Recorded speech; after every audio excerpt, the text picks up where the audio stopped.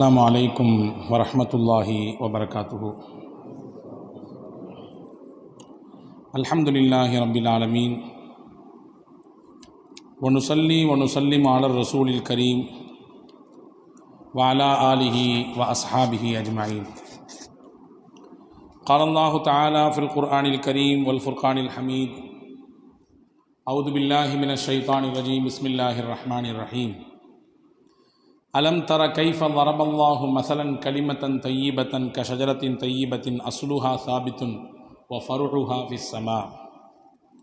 وقال نبينا محمد رسول الله صلى الله عليه وسلم من قطع سدرة صوب الله رأسه في النار. اللهم صل على سيدنا محمد وعلى آل سيدنا محمد وأنزله المقعد المقرب عندك يوم القيامة. எல்லாம் வல்ல அல்லாஹுவின் திருப்பெயர் போற்றி துவங்குகிறேன். அன்னலம் பெருமானார் முஹம்மதுன் ரசூலுல்லாஹ் ஸல்லல்லாஹு அலைஹி வஸல்லம் அவர்கள் மீதும் அவர்களை பின்பற்றிய சத்திய சஹாபாக்கள், நல்லோர்கள், சுஹதாக்கள், சாலிஹீன்கள், குறிப்பாக ஜும்மாவின் அவைக்கு வருகை தந்திருக்கிற வர இருக்கிற எல்லா மக்களின் மீதும் எல்லாம் வல்ல அல்லாஹுவின் அன்பும் அருளும் என்றும் நிறைவாக நின்று நிலவட்டுமாக.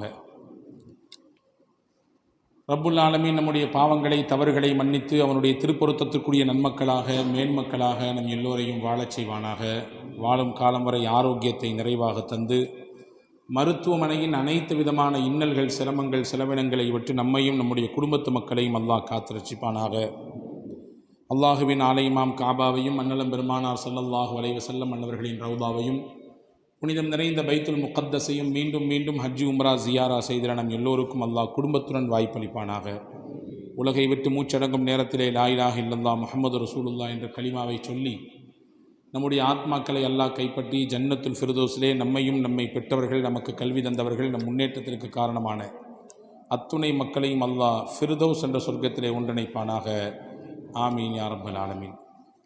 கண்ணியத்திற்கும் மரியாதைக்கும் உரிய சகோதரர்களே, பெரியோர்களே, கோடை வெப்பமும் வெயிலும் உக்கிரமமாக வெளிப்படுத்தி கொண்டிருக்கிறது.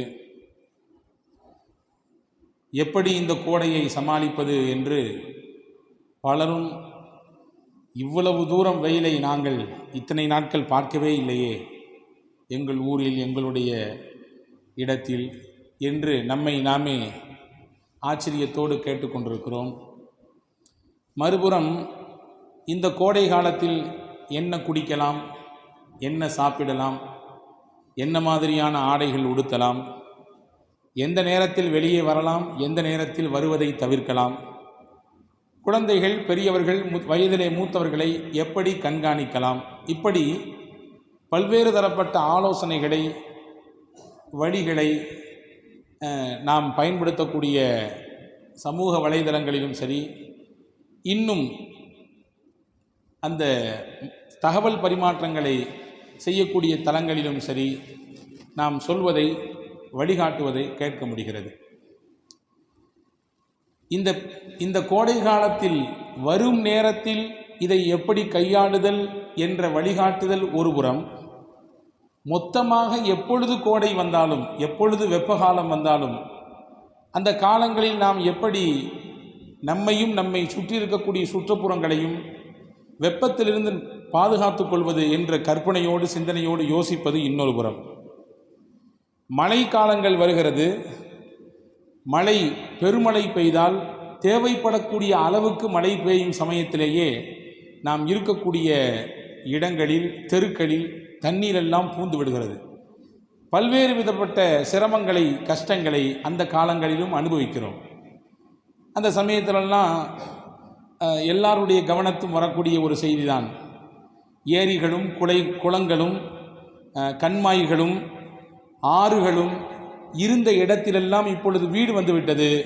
நாங்கள் இருக்கும் இடத்தில் நீங்கள் வந்தீர்கள், நாங்கள் பிறகு எங்கே போவோம், இங்கே தான் வருவோம் என்று அந்த குளங்களும் ஏரிகளும் கண்மாய்களும் இருந்த இடத்தில் மழை நீர், வெள்ள நீர் வந்து மழை காலத்தில் ஏற்படக்கூடிய சிரம சமயத்தில் சொல்வதாக நாம் சமூக வலைதளங்களில் பல புகைப்படங்களை பார்த்திருப்போம். அதே போன்று இந்த மாதிரியான கோடை காலத்தில், வெப்ப காலத்தில் தேவைப்படக்கூடிய, சொல்லப்போனால் உலகத்தில் இயற்கையை தானாக உற்பத்தி செய்யக்கூடிய மரங்களை வெட்டி எடுத்து காடுகளை அழித்து அங்கேயும் நகரங்கள் புதிதாக உருவாக்குவதின் விளைவாக கடுமையான வெப்பத்தையும் கோடையினுடைய தாக்கத்தையும் நம்மால் இங்கே அனுபவிக்க முடிகிறது. 110 ஃபாரன்ஹீட்டை தாண்டி நேற்றைய தினமெல்லாம் தமிழகத்தின் பல பாகங்களிலே வெயில் வெப்பம் வாட்டி வதைத்திருக்கிறது. தற்காலிகமாக யோசனைகளையும் சிந்தனைகளையும் சொல்லி இதிலிருந்து தப்பித்துக் கொள்வதற்குரிய வழியை தேடுவது ஒன்று, நிரந்தரமான யோசனைகளையும் நிரந்தரமான தீர்வுகளையும் சொல்லி அதிலிருந்து வருமுன் காப்போம் என்பது போன்று உண்டான சிந்தனையில் இந்த மாதிரியான பருவகாலங்களை கடப்பது என்பது வேறு ஒரு புறம். இஸ்லாம் நிரந்தரமான தீர்வை தான் எப்பொழுதுமே சொல்லும். தற்காலிகமான தீர்வை யோசனையை இஸ்லாம் முன்வைக்காது.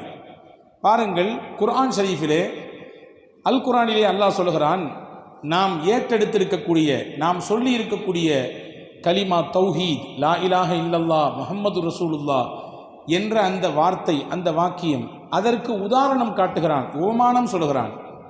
அலம் தர கைஃப லரபல்லாஹு மஸலன் கலிமத்தன் தய்யிபா கஷஜரத்தின் தய்யிபா அஸ்லுஹா சாபித்துன் வ ஃபர்உஹா ஃபிஸ் ஸமா. நீங்கள் பார்க்கவில்லையா அல்லாஹ் எப்படி உவமானம் கூறுகிறான்? மனமான கலிமா வார்த்தை லா இலாஹ இல்லல்லாஹ் என்பதற்கு அழகான மரத்தை ஒப்பிட்டு காட்டுகிறான். அஸ்லுஹா சாபித்துன், அதனுடைய வேர்கள் பூமியிலே ஊன்றி நிற்கிறது. வஃபர்உஹா ஃபிஸ் ஸமா, அதனுடைய கிளைகள் வானளாவிய விதத்திலே படர்ந்திருக்கிறது என்று சொல்லிவிட்டு அந்த மரம் பேரித்தம்பலம் என்பதை நபிகள் ஸல்லல்லாஹு அலைஹி வஸல்லம் அவர்கள் இந்த வசனத்திற்கு விரிவுரையாக தந்தார்கள். உலகத்தில் வாழக்கூடிய ஒட்டுமொத்த முஸ்லீம்களும் சொல்லி இருக்கக்கூடிய தங்களுடைய வாழ்க்கையின் பிரதான வார்த்தையாக இருக்கிற கலிமாவுக்கு அல்லாஹ் குர்ஆனிலே உதாரணம் சொல்வது ஒரு மரத்தை மையப்படுத்தித்தான். நம் எல்லோருக்கும் பிடிக்கும், என்ன பிடிக்கும்? வீட்டை சுற்றி பூங்காவனம் போன்றிருப்பது, வீட்டை சுற்றி பசுமையாக இருப்பது, மரம் செடி கொடிகளுக்கு மத்தியிலே அந்த இயற்கையான நிலையிலே வாழுவதல் இயற்கையில் எல்லோருக்கும் பிடிக்கும்.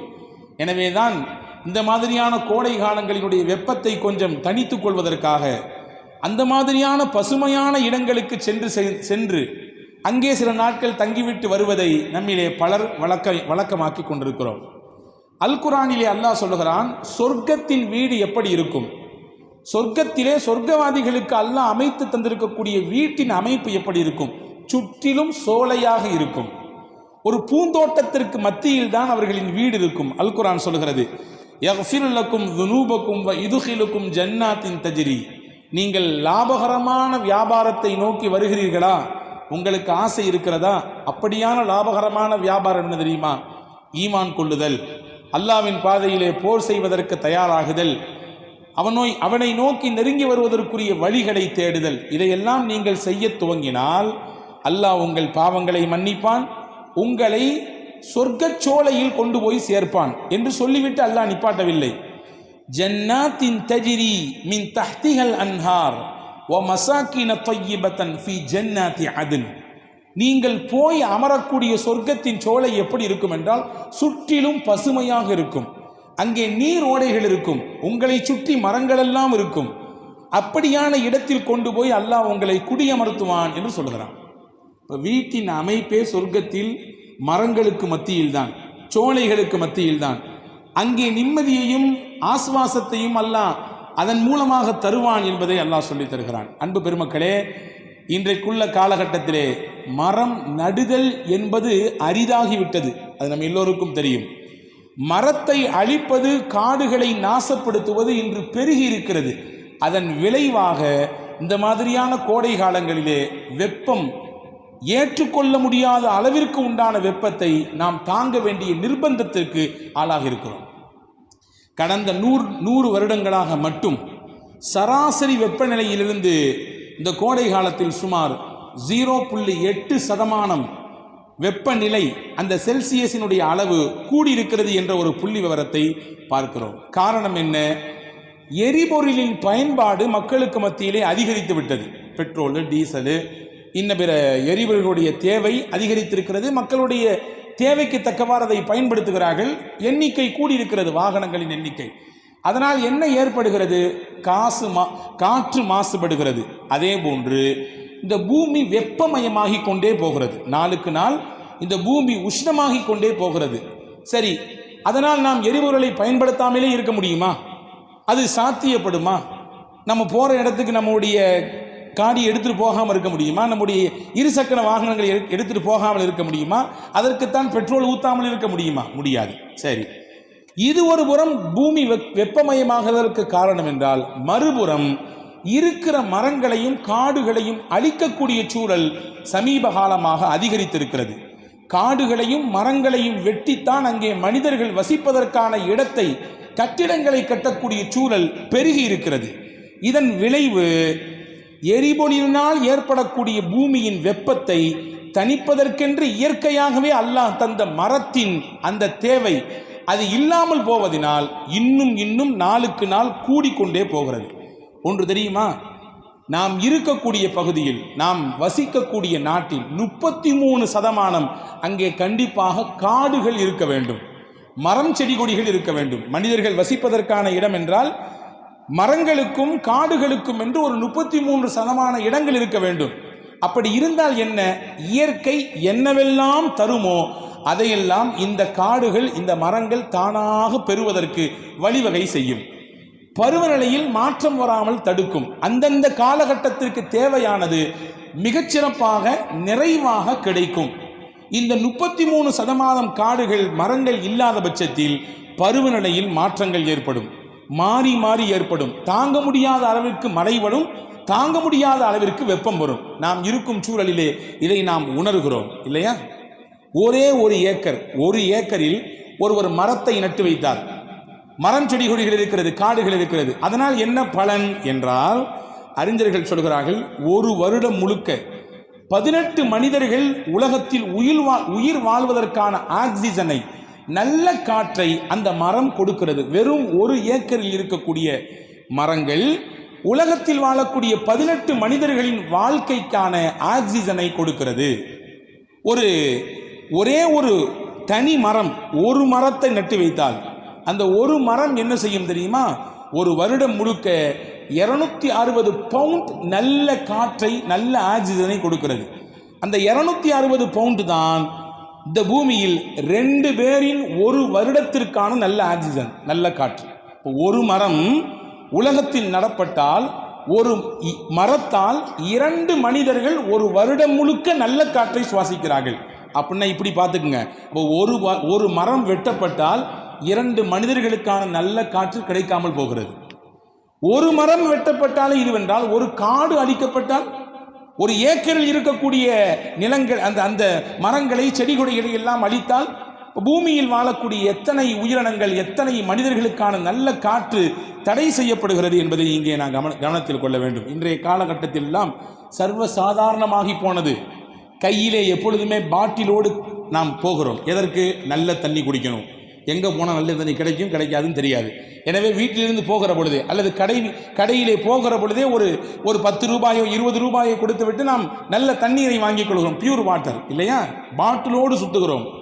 நீங்கள் குறித்து வைத்துக் கொள்ளுங்கள், இந்த பூமியில் இருக்கக்கூடிய மரங்கள், காடுகள் அழிக்கப்பட்டு கொண்டே இருக்குமேயானால், ரொம்ப தூரம்லாம் இல்லை, நம்முடைய சந்ததி, நம்முடைய அடுத்த சந்ததி முதுகில் எப்பொழுதுமே ஆக்சிஜன் சிலிண்டரை மாட்டிக்கொண்டே போக வேண்டும். ஏன்? நல்ல காத்துக்காக வேண்டி, நல்ல தண்ணீருக்காக வேண்டி. எப்படி நாம் பாட்டிலை தூக்கி கொண்டு போகிறோமோ அதே போன்று மரங்கள் அழிக்கப்பட்டால், காடுகள் அழிக்கப்பட்டால், இதே நம்முடைய சந்ததி நாளை முதுகிலே ஆக்சிஜன் சிலிண்டரோடு சுத்த வேண்டும், நல்ல காற்றை சுவாசிப்பதற்கு கிடைக்காம போயிடும். எனவேதான் மரம் நடுதல் தான் இயற்கையை காக்கும் என்பது மட்டுமல்ல, பூமியின் சராசரி வெப்பத்தை காத்து நிப்பாட்டும். அதைவிட தாண்டாத அளவிற்கு அது பாதுகாக்கும். எனவேதான் இஸ்லாம் மரம் நடுதல் என்பது ஒரு பொது சேவை என்று சொல்லி கடந்து போய்விடவில்லை. மரம் நடுதல் என்பது ஒரு இபாதத் என்று சொல்லிக் கொடுத்தது. ஒரு இபாதத். அது தொழுவது எப்படி இபாதத்தோ அப்படித்தான் மரம் நடுதல் இபாதத். தொழுதால் என்ன கிடைக்கும்? நன்மை கிடைக்கும். தர்மம் செய்தால் என்ன கிடைக்கும்? நன்மை கிடைக்கும். ஹஜ்ஜி செய்தால் என்ன கிடைக்கும்? நன்மை கிடைக்கும். ஜகாத் கொடுத்தால் என்ன கிடைக்கும்? நன்மை கிடைக்கும். அப்படித்தான் மரம் நட்டாலும் நன்மை கிடைக்கும். மரத்தை வெட்டினால் எப்படி தொழாமல் இருந்தால் பாவமோ, ஜகாத்தை கொடுக்காமல் இருந்தால் தண்டனையோ, அப்படித்தான் இருக்கும் நல்ல மரத்தை தேவையில்லாமல் உங்களின் சுய லாபத்திற்காக வேண்டி நீங்கள் அழித்தால் அதுவும் பாவம் என்று மார்க்கம் சொன்னது. அதற்கும் தண்டனை உண்டு என்று மார்க்கம் சொன்னது. உலகத்தில் இந்த மாதிரியான ஒரு வழிகாட்டுதலை வேறு எந்த கொள்கையாவது மதமாவது கொடுத்து விட முடியுமா? நபிகள் பெருமானார் ஸல்லல்லாஹு அலைஹி வஸல்லம் கொடுத்தார்கள். போர்க்காலம் என்பது நியதிகள் என்கின்ற வரம்பை எல்லாம் மீறிய காலம் அது இல்லையா? போரில் மனிதனையே வெட்டி சாய்க்கக்கூடிய சூழல் ஏற்படும். ஆனால் அந்த போர்க்களங்களுக்கு போகக்கூடிய முஸ்லிம்களுக்கு நபிகள் பெருமானார் ஸல்லல்லாஹு அலைஹி வஸல்லம் சொன்ன முக்கியமான உபதேசம், நிழல் தருகிற மரத்தில் கை வைக்கக்கூடாது என்றார்கள். நிழல் தருகிற மரத்தை வெட்டக்கூடாது என்றார்கள். மக்களின் பயன்பாட்டில் இருக்கக்கூடிய மரத்திலே நீங்கள் அதனுடைய கிளையை கூட உடைக்கக்கூடாது என்று சொன்னார்கள் என்றால் எவ்வளவு தொலைநோக்கு சிந்தனையோடு சொல்லப்பட்ட விஷயம் என்பதை நாம் இங்கே கவனத்தில் கொள்ள வேண்டும். எனவேதான் நபிகள் சொன்னார்கள், மன் கத்தஅ சித்ரத்தன் ஸவ்வபல்லாஹு ரஅஸஹு ஃபின்னார். அபூதாவுதிலே வந்திருக்கக்கூடிய ஒரு ஹதீஸ், யார் ஒருவர் ஒரு மரத்தை அநியாயமாக வெட்டுகிறார் அல்லது அவருடைய சொந்த லாபத்திற்காக வேண்டி வெட்டுகிறார், சொந்த லாபத்துக்கான வியாபாரம் செய்யணுன்றதுக்காக வேண்டி தன்னுடைய வீட்டை விரிவாக்க செஞ்சுக்கணும் அல்லது வேற ஏதாவது ஒரு காரணம் என்று வைத்துக் கொள்ளுங்களேன், மக்களின் பயன்பாட்டில் இருக்கக்கூடிய மக்கள் அதிலிருந்து இளைப்பாறுகிறார்கள், அதனுடைய காற்றை அனுபவிக்கிறார்கள், இதையெல்லாம் தடுத்து நிப்பாட்டுவதற்காக வேண்டி அதை வெட்டி தள்ளுகிறார். ரசூலுல்லாஹ் சொன்னார்கள், அல்லாஹ் அவரை நரகத்தில் புகுத்துவான் என்றார்கள் பெருமாள். சொந்த தேவைக்காக வேண்டி தன்னுடைய சுயலாபத்திற்காக வேண்டி ஒரு மரத்தை வெட்டினால் நல்ல துளிர் விட்டு வளரணுன்றதுக்காண்டி வெட்டுறது வேற விஷயம், அல்லது இந்த இடத்திலிருந்து எடுத்து இன்னொரு இடத்தில் கொண்டு போய் வைக்கலாம் என்ற சிந்தனையில் எடுக்கலாம். சிங்கப்பூர் போன்ற நாடுகளில் எல்லாம் நாம் செய்வதை போன்று செய்ய மாட்டார்கள். நாம் மொத்தமாக சரித்தெடுத்து விடுவோம், மூட்டோடு இழுத்து விடுவோம். அங்கே அந்த நாட்டின் சட்டம் என்ன தெரியுமா? மரத்தை எடுக்க வேண்டும் என்ற நிர்பந்தம் ஏற்பட்டால் அப்படி மூட்டோடு எடுத்து கொண்டு போய் இன்னொரு இடத்துல அதை நட்டி வச்சிடணும். அப்படியான நிலை உங்களுக்கு இருக்கும் பட்சத்தில் அதை எடுங்கள், இல்லைன்னா விட்டுருங்கன்றான். வளர்ந்த நாடுகள் என்று நாம் பேசிக் கொண்டிருக்கக்கூடிய பெரும் நாடுகளிலே மரத்தில் கை வைப்பது ஒரு குற்றமாக, அது ஒரு தடை செய்யப்பட்ட விஷயமாக இருக்கிறது. எனவேதான் நபிகள் ஸல்லல்லாஹு அலைஹி வஸல்லம் சொன்னார்கள், தேவையில்லாமல் ஒருவர் மரத்தை வெட்டினால் அது பாவம், நரகத்தில் சேர்க்கக்கூடிய காரியமாக கூட மாறிவிடும் என்றார்கள் பூமான் நபி ஸல்லல்லாஹு அலைஹி வஸல்லம். நாம் செய்யக்கூடிய நன்மைகளை எல்லாம் ரசூலுல்லாஹ் எப்படி சொல்லித் தருகிறார்கள் பாருங்கள். சுப்ஹானல்லாஹில் அலீம் வபிஹம்திஹி, இது ஒரு வார்த்தை. ரசூலுல்லாஹ் சொன்னாங்க, எந்த ஒரு முஸ்லிம் இந்த சுப்ஹானல்லாஹில் அலீம் வபிஹம்திஹி அப்படின்னு ஒரு தடவை சொல்லுவாரோ, குரிசத் லஹு நஹ்லத்துன் ஃபில் ஜன்னா, அவருக்காக சொர்க்கத்திலே அல்லாஹ் ஒரு மரத்தை நடுவான். இங்க மரத்திற்கும் மூமினுக்குமான தொடர்பை ரசூலுல்லாஹ் சொல்லித் தருகிறார்கள்.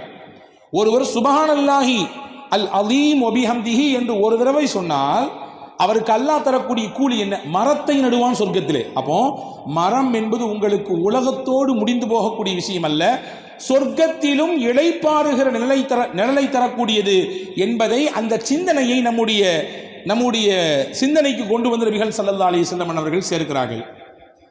ஒரு சஹாபி ரசூலுல்லாஹ்விடத்திலிருந்து கேட்ட செய்தியை இப்படி சொல்கிறார், நான் என்னுடைய 2 காதால கேட்டேன். சொல்லுவோம்ல, கண்டிப்பாக நான் அந்த விஷயத்தை கேட்டேன், 2 காதால கேட்டேன், 2 கண்ணால பார்த்தேன். அப்படின்னா என்ன அர்த்தம்? அதனுடைய செய்தியை உறுதிப்படுத்துவதற்காக அப்படி சொல்லுவோம். ஒரு சஹாபி சொல்கிறார், நான் என் 2 காதால் கேட்டேன். என்ன கேட்டேன்? ரசூலுல்லாஹ் சொன்னார்கள், மன் நஸப ஷஜரத்தன் ஃபஸபர அலா ஹிஃப்திஹா வல் கியாமி அலைஹா ஹத்தா தஸ்முர கான லஹு ஃபீ குல்லி ஷைஇன் யுஸாபு மின் ஸமரிஹா ஸதகா. எவர் ஒருவர் ஒரு செடியை நட்டி வைத்தார், அதை வளர்வதற்காக வேண்டி பொறுமையோடு இருந்தார், அதை பேணி பாதுகாத்தார், நல்ல வளர்ந்து அதிலிருந்து பலன் கொடுத்தது, அந்த செடி மரமாக மாறி பலன் கொடுக்க ஆரம்பித்தது. எப்படியெல்லாம் பலன் கொடுக்கும்? மரம் பொதுவாகவே மரம் தன்னை விதைத்து கொண்டு பிறருக்கு பலன் கொடுக்கும். அப்படித்தானே? விதையை போடுகிறோம், அது பூமியிலே தன்னை மறைத்து கொள்கிறது, ஆனால் அது தன் பலனை பிறருக்கு அள்ளி அள்ளி கொடுத்து கொண்டே இருக்கிறது. எனவே தான் நம்ம வாழ்க்கையில மரம் மாதிரி இருக்கணும். மரம் மாதிரினா கட்டையா இறுகி போய் இருக்கணும் அப்படின்னு இல்லை. அதனுடைய மரத்தின் பண்பை போன்று நம்முடைய பண்புகள் இருக்க வேண்டும். அது எப்படி தன்னை புதைத்து கொண்டு பிறருக்கு பலன் தருகிறதோ அதே போன்று நாம் நம்மை மறைத்து கொண்டு பல சமயங்களிலே பிறருக்கு பலன் தரலாம். கல்லை கொண்டு ஒருவன் எட்டி வீசுகிறான் மரத்திலே, அந்த பழம் அப்படியே இருக்கும் பழம் அந்த கீழே விழுகிறது இல்லையா? கல்லை கொண்டு என்னை அடித்தாயா நீ, உனக்கு நான் பணம் தர மாட்டேன் என்று மகன் சொல்வதில்லை. என்னை கல்லாலை அடிக்க கம்பாலை அடிக்க உனக்கு பணம் கிடையாது, நான் உனக்கு கொடுக்க முடியாது அப்படி மரம் சொல்றது இல்லை. கல்லை கொண்டு மனிதன் எறிந்தாலும் அது பழத்தை திருப்பி தருகிறது. இதுதான் தன்னை புதைத்து கொண்டு மரம் பிறருக்கு பலனை கொடுக்கிறது. இப்படி இருக்க வேண்டும். சொல்றாங்க பாருங்க, ஒருத்தர் வச்சாரு, அந்த செடியை அப்படியே பாதுகாத்து வளர்த்தார். வளர்ந்து அந்த மரம் பலன் கொடுக்க ஆரம்பித்தது. பழம் கொடுத்தது, காய் கொடுத்தது, நிழல் கொடுத்தது, காற்று கொடுத்தது. எல்லாமே பலன் தானே, மரத்தினால் கிடைக்கக்கூடிய பலன் தானே. நான் சொன்னேனே, ஒரு வருடத்திற்கு 260 பவுண்ட் நல்ல ஆக்சிஜனை அந்த மரம் கொடுக்கிறது.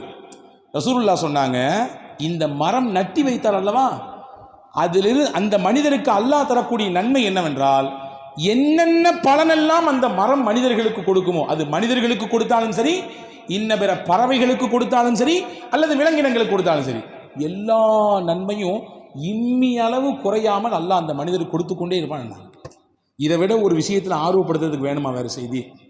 ஒரு மரம் தான் நட்டால் அந்த மரம் தரும் பலன் என்னென்ன ரூபத்தில் பலன் வருமோ அந்த மொத்த பலனையும் அனுபவிக்கக்கூடிய நபர்கள், அதனால் கிடைக்கக்கூடிய பலன். பாட எவ்வளோ வெயில், இந்த மரத்து கீழே வந்து நின்ன உடனே தான்ப்பா கொஞ்சம் நிம்மதியாக இருக்குது அப்படின்னு ஒருத்தர் சொல்கிறாரு. அந்த மரத்திலிருந்து வீசக்கூடிய காற்று, அந்த காற்று என்னதான் ஏசியில் உட்கார்ந்தாலும் இயற்கையாக மரத்திலிருந்து கிடைக்கக்கூடிய காற்று மாதிரி வருமா என்று ஒருவர் அந்த காற்றை அனுபவிக்கிறார். ரசூலுல்லாஹ் சொன்னாங்க, இது ஒவ்வொன்றுக்கும் அந்த நட்டி வைத்தவருக்கு நன்மை உண்டு என்றார்கள். இந்த சஹாபி சொல்றாங்க, இதை என் 2 காதால் ரசூலுல்லாஹ்ட்ட கேட்டேன்றாங்க. நபிகள் எதை பற்றித்தான் பேசாமல் விட்டார்கள், எதை பற்றித்தான் பேசாமல் விட்டார்கள்? இன்றைய காலச்சூழலில் உலக நாடுகள் கவலைப்படக்கூடிய முக்கியமான விஷயம் என்னவென்றால், எப்படி பூமி வெப்பமயமாகுதலை தடுத்து நிப்பாட்டலாம் என்று உலகத்திலே இருக்கக்கூடிய எல்லா நாடுகளும் யோசிக்கிறான். ஆனால் நம்ம நாடு, நம்ம ஆள் மட்டும்தான் எப்படி கூட கொஞ்சம் வெப்பத்தை ஏற்றலாம், இன்னும் எத்தனை மரங்களை அழிக்கலாம், எத்தனை காடுகளை சூறையாடலாம், அந்த காட்டை அழித்து அங்கே இருக்கக்கூடிய வளங்களை எப்படி கொள்ளையடித்து பெரும் பெரும் பண முதலைகளுக்கு அள்ளி கொடுக்கலாம் என்று இங்க இருக்கக்கூடிய அதிகாரமும் சரி, இங்க இருக்கக்கூடிய பொறுப்பாளர்களும் சரி யோசித்துக் கொண்டிருப்பதை பார்க்கிறோம். ரசூலுல்லாஹ் நடுவதற்கு ஆர்வப்படுத்தினார்கள். ஹதீஸிலே வந்திருக்கிறது பாருங்கள், மறுமை வருகிறது என்ற செய்தி உங்களுக்கு தெரியுது. ரசூலுல்லாஹ் சொல்றாங்க, மறுமை நாள் வரப்போகுது. இன் காமத்தி சாஅத்து வஃபி யதி அஹதிக்கும் ஃபஸீலா, மறுமை வந்துவிட்டது என்ற செய்தியை நீங்க கேட்குறீங்க. உங்க கையில ஒரு மரம், ஒரு செடி துண்டு கையில் இருக்குது. உங்களால் நட முடியும் என்றால் மறுமை வந்து, அதாவது உலகம் அழிய போதுன்னு செய்தி, உங்க கையில ஒரு சின்ன செடி இருக்குது. அந்த அழிவு உங்களை வந்து தொடும் முன்னால் அந்த செடியை நட்டு வைத்து விட முடியும் என்று வாய்ப்பு இருந்தால் நட்டி வச்சிருக்கேன் நாங்கள் சொல்லாசு. நீங்க கேட்கலாம், அழியும் பொழுது நானும் அழிவேன், நான் நட்டி வச்ச மரமும் அழியதானே போகுது, அது மட்டும் என்ன துண்டா நிற்கவா போகுது என்று கேட்கலாம். ரசூலுல்லாஹ் அந்த மரத்தில் அந்த கொஞ்ச நிமிடத்தில், அந்த கொஞ்ச செகண்ட்ஸ்ல ஏதாவது ஒரு பலனை யாருக்காவது கொடுத்தாலும் அதன் நன்மை உனக்கு தான் வந்து சேரும் நாங்கள் சொல்றோம். அந்த ஒரு சில மைக்ரோ செகண்டில் கூட அதனால் கிடைக்கக்கூடிய நன்மையின் பலன் நட்டி வைத்தவருக்கு கிடைத்து விடலாம் என்பதையும் உணர்த்துகிறார்கள். மறுமை வந்தாலும் கூட பிற மக்களுக்கு பயன் தருவதை நீங்கள் நிப்பாட்டி விட வேண்டாம் என்பதையும் ரசூலுல்லாஹ் இங்கே அழுத்தம் திருத்தமாக சொல்கிறார்கள். எனவே அன்புக்குரிய சகோதரர்களே, மரம் நடுதலும் பசுமையை பாதுகாத்தலும் நீர்நிலைகளை பேணி பாதுகாத்தலும் தான் இந்த மாதிரியான வெப்பநிலையை குறைப்பதற்கான மிகச்சிறந்த வழி. இதை தாண்டி நம்ம மெல்லிய ஆடை உடுத்திக்கலாம், அப்படி போய்க்கலாம், இப்படி போய்க்கலாம் என்றெல்லாம் நாம் தற்காலிகமான தீர்வுகளை நோக்கி நகர்வது மட்டும் பத்தாது, நிரந்தரமான தீர்வை நோக்கி நகர்ந்து மொத்தமான இந்த வெப்பநிலை மாற வேண்டும் என்றால் அதிகப்படியான மரங்கள் நடப்பட வேண்டும். சொல்லுவாங்க, நம்ம தமிழில் சொல்லியிருப்பாங்க, நம்ம எல்லாம் கேள்விப்பட்டிருப்போம், காசை இப்படி செலவழிக்கிற, உனக்கு என்ன காசு பணம் மரத்திலேயா காய்க்குது அப்படின்னு கேட்பாங்க. மரத்திலேயா உனக்கு காய்க்குது, இப்படி செலவு பண்ற? உண்மையிலேயே மரத்தில் காசு பணமும் காய்க்கும். ஆச்சரியமாகும் உங்களுக்கு, மரத்தில் காசு பணம் காய்க்கும். ரசூலுல்லாஹ் சொல்கிறார்கள். அப்துல்லாஹ் இப்னு ஜுபைர் ரலியல்லாஹு அன்ஹு அவர்களுடைய அறிவிப்பு ஹதீஸிலே வந்திருக்கிறது. ரசூலுல்லாஹி ஸல்லல்லாஹு அலைஹி வஸல்லம் சொன்னாங்க, ஹஜ்ரத் அப்பாஸ் ரலியல்லாஹு சொன்னாங்க, உங்க பிள்ளைகளுக்கெல்லாம் சொல்லுங்க, செடிகள் நட்டி வைக்க சொல்லுங்கள், செடிகள் நட்டி வைக்க சொல்லுங்கள். மரம் நடுவதனால் அல்லாஹ் ஏழ்மையை போக்குகிறான். நாங்கள் ஒரு மனிதனிடத்தில் இருக்கக்கூடிய ஏழ்மையை போக்குறோம். என்ன அர்த்தம்? ஏழ்மை எப்போ போகும்? ஆட்டோமேட்டிக்காக செல்வம் வரும்பொழுது ஏழ்மை போயிடும், வெளிச்சம் வரும்பொழுது இருள் போயிடும். எப்போ வெளிச்சம் வந்துடுச்சோ இருள் மறைந்து போய்விடும். ரூம் எல்லாம் அங்கே இருட்டாக இருக்குது, ஒரு சின்ன ஒரு தீபத்தை ஏற்றி இப்படி உள்ளே போகிறோம், அந்த இருள் தானாக காணா போய்விடும். அதே மாதிரி ஏழ்மை எப்பொழுது போகும்? எப்போ செல்வம் உள்ள வந்துருச்சோ ஏழ்மை போயிடும். ரசூலுல்லாஹ் சொன்னாங்க, செடி நட்டி வையுங்கள், மரம் நட்டி வையுங்கள், உங்கள் ஏழ்மையை அல்லாஹ் போக்குவான். இதை விட பெரிய பாராட்டு வேண்டுமா? இதை விட பெரிய அங்கீகாரம் வேண்டுமா? பொருளாதாரத்தை பெருக்குவதற்கான வழிகளை தேடுகிறோம். ரசூலுல்லாஹ் சொல்கிறார்கள், ஏழ்மை நீங்கி பொருளாதாரம் செழிக்க நீங்கள் பிறர் நலம் நாடி மரத்தை நடுங்கள்.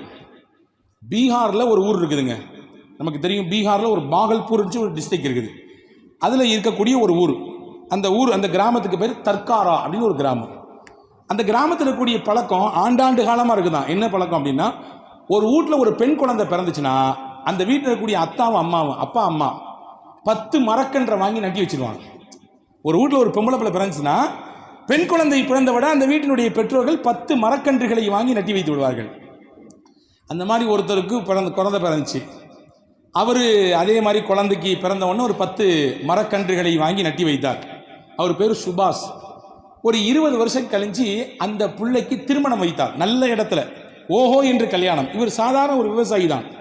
ஆனால் ஊரே மெச்சிக்கொள்ளும் அளவிற்கு, ஊரே பார்த்து ஆச்சரியப்படுகிற அளவிற்கு கல்யாணம் பிரம்மாண்டமாக இருந்துச்சு. நம்ம அதை பற்றி பேச வரல, கல்யாண பிரம்மாண்டத்தை பற்றி பேச வரல. இங்கேக்கான செய்தியை புரிந்து கொள்ளுங்கள். பிபிசி போய் கேட்குது, பிபிசி போய் அவரிடத்துல கேட்குது, நீங்கள் சாதாரண ஒரு விவசாயி, இவ்வளவு ஜாம்னு உங்கள் பிள்ளைக்கு எப்படி கல்யாணம் வச்சிங்க? அவர் சொன்னார், இந்த கல்யாணத்துக்கான மொத்த செலவும் அந்த 10 மரத்திலிருந்து எனக்கு கிடைக்குதுன்றார். 10 மரத்தை நட்டி வச்சேன்ல, என் பிள்ளைக்கு 3 வயசாச்சு, அந்த மரங்களுக்கும் 3 வயசாச்சு. அந்த 3 வயதிலிருந்தே எனக்கு அந்த மரங்கள் பலன் தர ஆரம்பித்து விட்டது. இந்த கல்யாணத்துக்கு மட்டும் இல்லை, இந்த மாதிரி 4-5 மடங்கு நான் அந்த மரங்களிலிருந்து பலனை பெற்றிருப்பேன். கொஞ்சம் கொஞ்சமாக பெற்றேன். இப்பொழுது என் பிள்ளையின் கல்யாணத்தின் மொத்த செலவும் அந்த 10 மரங்களிலிருந்து எனக்கு கிடைத்தது. ரசூலுல்லாஹ் சொன்னது புரிகிறதா? மரம் நடுங்கள், அல்லாஹ் உங்கள் ஏழ்மையை போக்குவான். மரம் நட காரணமாக இருங்கள், உங்கள் ஏழ்மையை அல்லாஹ். அதனால தான் உலக நாடுகள் போட்டி போடுகிறது, எப்படி காடுகளை உருவாக்கலாம், மரங்களை எப்படி உருவாக்கலாம் என்ற ஆழமான சிந்தனையில் இருக்கிறது. ஒன்று தெரியுமா, இன்னைக்கு இருக்கக்கூடிய காலகட்டத்தில் இந்த மாதிரியான வெப்ப காலத்தில் நமக்கு இருக்கக்கூடிய 2 கவலை. ஒன்று, வெப்பத்தை எப்படி எதிர்கொள்றதுன்னு ஒரு கவலை. இன்னொரு கவலை, அடுத்து 2 மாதம் அடுத்து இபி பில் வருமே, எவ்வளோ வரப்போகுதுன்னு தெரியலையே, அது ஒரு கவலை. ஏன்னா எல்லார் வீட்லேயும் ஃபேன் ஓடுது, எல்லார் வீட்லையும் ஏசி ஓடுது. 2 மாதம் கழிச்சு என்ன மாதிரியான பில் கட்ட போகிறோம் தெரியலையே அப்படின்னு ஒரு கவலை இருக்கும். அறிஞர்கள் சொல்கிறார்கள், ஒரு வீட்டுக்கு 2 மரம் போதும். ஒரு வீட்டுக்கு 2 மரம் நட்டினால் நீங்கள் சராசரியாக 2 மாதத்திற்கு ஒரு தடவை கட்டக்கூடிய இபி பில்ல 35% கம்மியாகும். 35% உங்களுடைய இபி பில்லை குறைக்கலாம். காரணம், அந்த 2 மரமே உங்களுக்கு இயற்கையான காற்றை கொண்டு வந்து சேர்த்துவிடும். இப்படி மரங்கள் எக்கச்சக்கமான பலனை கொடுத்து கொண்டே இருக்கிறது. நபிகள் நாயகம் ஸல்லல்லாஹு அலைஹி வஸல்லம் சொல்கிறார்கள், பாருங்கள், உங்களில் ஒருவர் இறந்து போய்விட்டால் அவரை அடக்கம் செய்ததற்கு பிறகு ஒரு பசுமையான மரச்செடியை எடுத்து அவரின் தலைமாட்டிலே நட்டி வையுங்கள். அது காய்ந்து போகும் வரை அந்த கபரில் அடக்கம் செய்யப்பட்ட மனிதருக்கு பலனை கொடுக்கும். நாங்கள் ஸல்லல்லாஹு, அவருடைய வேதனையை நீக்கி தரும் என்றார்கள் ஸல்லல்லாஹு அலைஹி வஸல்லம். இது மட்டுமா? இல்லை, இறந்ததற்கு பிறகும் ஒரு மனிதனுக்கு நன்மை வேண்டும் என்று ஆசைப்பட்டால் 7 விஷயத்தை செய்யுங்கள் என்றார்கள். 7 விஷயம் இந்த உலகத்தில் செஞ்சு கொடுத்தீங்கன்னா நம்ம மௌத்தானதுக்கு பின்னாடியும் நமக்கான நன்மை அந்த வாசல் அடைபடாது, வந்துகினே இருக்கும். அதனுடைய நன்மை நமக்கான அந்த பாதை எந்த அடைப்பும் இல்லாமல் வந்து சேர்ந்து கொண்டே இருக்கும் என்றார்கள் ரசூலுல்லாஹ். 7 என்னவெல்லாம்? 1, பயனுள்ள கல்வியை கற்று நீங்கள் பிறருக்கு கற்றுக் கொடுங்கள். 1. 2வது, ஒரு ஆறு அல்லது ஒரு நீரோடை தேவைப்பட்டால் மக்களுக்கு வெட்டி கொடுங்கள். 3, தேவைப்படக்கூடிய மனிதர்களுக்கு கிணறு போட்டு கொடுங்கள். அன்னைக்கு கிணறு, இன்னைக்கு போர்னு வச்சுக்கலாம். 4, ஒரு மரம் நட்டி வையுங்கள். 5, பள்ளிவாசல் கட்டி கொடுங்கள். ஒரு நண்பரிடத்திலே நான் பேசினேன். அவர் தன்னுடைய ஆசையை வெளிப்படுத்தினார். என்னுடைய ஜீவிதம் முடிவதற்கு முன்பு, அவர் ஆசையை பாருங்க, நல்ல ஆசை, எனக்கு ஆச்சரியம், உடலெல்லாம் பூரித்து போனவர் கேட்டவுடன், என் ஜீவிதம் முடிவதற்கு முன்பு எப்படியாவது நான் ஒரு பள்ளிவாசல் கட்ட வேண்டும். அவர் சொன்னார், ஒரு பள்ளிவாசல் கட்டிவிட வேண்டும். அது என்னுடைய பொருளாதாரத்திலிருந்து ஒரு பெரும் பகுதியை நான் இப்பொழுதிருந்தே அதற்கான தயாரிப்பில் சேர்த்து கொண்டிருக்கிறேன் என்று சொன்னபடி எனக்கு உள்ளபடியே ஆச்சரியம். அதை விட பெரிய விஷயம் என்ன வேணும்? அங்கே சஜிதா செய்து கொண்டிருக்கும் காலம் வரை, கியாமத்து வரை நன்மை அவருக்கு போய்கொண்டே இருக்குமே. இப்போ ரசூலுல்லாஹ் சொன்னாங்க, நன்மை வேண்டும் என்றால் 5வது விஷயம் பள்ளிவாசல் கட்டி கொடுங்கள். 6வது சொன்னாங்க, ஒரு குர்ஆனை பிறருக்கு ஓதுவதற்காகவே நீ வாங்கி கொடுங்கள். அந்த குர்ஆன் ஓதப்பட்டு கொண்டிருக்கும் காலம் வரை நன்மை போய்கொண்டே இருக்கும். 7வது ரசூலுல்லாஹ் சொன்னாங்க, நல்ல பிள்ளை அப்படி உருவாக்குங்கள். அந்த பிள்ளை என்ன செய்ய வேண்டும்? பெற்றோருக்காக வேண்டி அல்லாஹ்விடத்திலே கையேந்த வேண்டும், பாவ மன்னிப்பு கேட்க வேண்டும். இந்த 7ம் மரணித்ததற்கு பிறகும் அந்த மனிதருக்கு நன்மையை தரும். இந்த 7இல் ரசூலுல்லாஹ் பிரதானப்படுத்தி சொன்னார்கள், மரம் நட்டி வையுங்கள் என்றார்கள். கவனிக்கணும், வாழ்க்கை முழுக்க, வாழ்க்கையின் தொடக்கத்திலிருந்து இறுதி வரை மரத்தால் நமக்கு பயன். நாம் இறந்து மண்ணுக்குள்ளே போனதற்கு பிறகும் மரத்தால் நமக்கு பயன். இறந்து மண்ணோடு மண்ணாக மக்கி உக்கி போனதற்கு பிறகும் மரம் நட்டு வைத்திருந்தால் அதன் நன்மை கியாமத் வரை நமக்கு வந்துகிட்டே இருக்கும். இப்போ மரம் என்பது பலன் தரும், மரம் என்பது நம்மை பாதுகாக்கும், மரம் என்பது நமக்கு நல்ல காற்றை தரும், மரம் என்பது பெரும் பெரும் பேரிடர்களிலிருந்து நம்மை பாதுகாத்து தடுத்து நிப்பாட்டும். இந்த மாதிரியான குறிப்பிட்ட இந்த வெப்ப காலத்திலே நிச்சயமாக அதை செய்ய நம்ம நிறைய பேர் நினச்சிட்டு இருக்கோம், மரம் நட்டி வைக்கிறதுலாம் அதெல்லாம் யாராவது ஒரு தொண்டு நிறுவனம் செஞ்சுக்குவாங்க, நமக்கு என்ன வேணும், நம்மளுடைய வேலையை பார்க்கறதுக்கு நமக்கு நேரம் இல்லையேன்னு சொல்கிறோம். அப்படி இல்லை. வாழ்க்கையில் ஒவ்வொருத்தரும் குறைந்தபட்சம் ஒரு மரத்தையாவது நட்டி விட வேண்டும். வைத்துக் கொள்ளுங்களேன், நம்முடைய பள்ளியிலே ஜும்மாவிலே ஒரு 500 பேர் இருக்கிறோம். இந்த 500 பேருக்கும் ஒரு உறுதி வருகிறது, எப்படியாவது நான் ஒரு மரத்தை, ஒரு செடியை நட்டு விடுவேன். என் வீட்டுக்கு முன்னால் அல்லது என்னுடைய வீட்டு தோட்டத்திலே அல்லது என்னுடைய வீட்டின் மாடி தோட்டத்திலே எப்படியாவது வைத்தால் என்ன ஆகும்? 500 மரம் ஆகிவிடும். இப்படி ஒவ்வொருவரும் முயற்சித்தான், ஒவ்வொருவரும் செய்தால் நிச்சயமாக எதிர்காலத்தில் வெப்பத்தை தணிப்பதற்கு இதைவிட பெரிய தீர்வு தேவையில்லை. வல்ல அல்லாஹ் பிறர் நலம் நாடுவதுதான் இஸ்லாம், இல்லையா? பிறர் நலம் நாடுவதுதான் இஸ்லாம். மரம் வைத்தவர் அந்த மரத்தின் மூலமாக அவர் பயன்பெறுகிறாரோ இல்லையோ, அவருக்கு அடுத்து 20 வருடத்திற்கு பின்னால் இருக்கக்கூடிய சமூகம், சந்ததிகள் அதை கொண்டு பயன்பெறுவார்கள். வல்ல அல்லாஹ் எப்பொழுதும் நம்முடைய வாழ்க்கையை பிறர் நலம் நாடுவதாகவே அமைத்து வைப்பானாக. நம் மூலம் சிறந்த பலனை வல்ல அல்லாஹ் ஏனைய எல்லா மக்களுக்கும் வழங்குவானாக. ஆமீன். வாஹிர் தாவானா அனில் அல்ஹம்துலில்லாஹி ரப்பில் ஆலமீன். அஸ்ஸலாமு அலைக்கும்.